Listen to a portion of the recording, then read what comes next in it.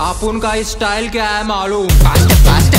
একটা সময় ছিল যখন পুরো জেনারেশনটা ছিল স্মার্ট সংকরমুখী, মানে তখন একটা সময় ছিল যখন রাম পথিনীর মুভি বের হইতো, রাম পথিনীর মুভি দেখার জন্য সবাই পাগল থাকতো। বেশ কিছুদিন রাম পথিনীর তেমন কোনো মুভি আসতেছিল না, রাম পথিনীকে সবাই ভুলে গেছিল।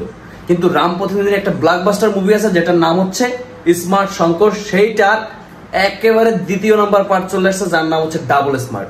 আর সেই ডাবল স্মার্ট যেটা, সেইটার ট্রেইলার তো অলরেডি বের হয়ে গেছে, রিভিউ করার সময় পাই নাই।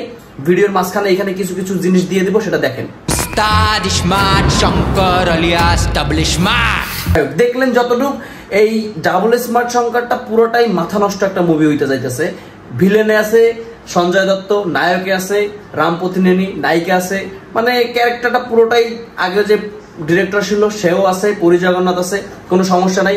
কিন্তু আজকে হচ্ছে যে গানটা বেরোইছে, মানে যে গানটা বেরোচ্ছে আমাদের রাম পথিনেনির, আজকে বের হয়ে গেছে অলরেডি, সেই গানটার রিভিউ।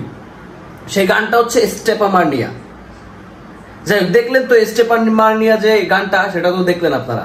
যাই হোক, দেখলেন তো স্টেপ মারনিয়া যে গানটা, এই গানটা মানে এত সুন্দর হয়েছে যেটা সম্পূর্ণ বলার বাইরে। মানে রাম পথিনীর ড্যান্সিং স্কিল তা তো আমরা সবাই জানি, তাছাড়া মনে করেন রাম পথিনীর যা মানে কি ডায়ালগ ডেলিভারি।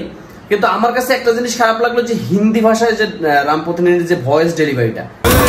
अपन का स्टाइल क्या है मालूम। आइटम कड़क है तो सिटी मार, दिन चेक बीट है तो स्टेपा मार।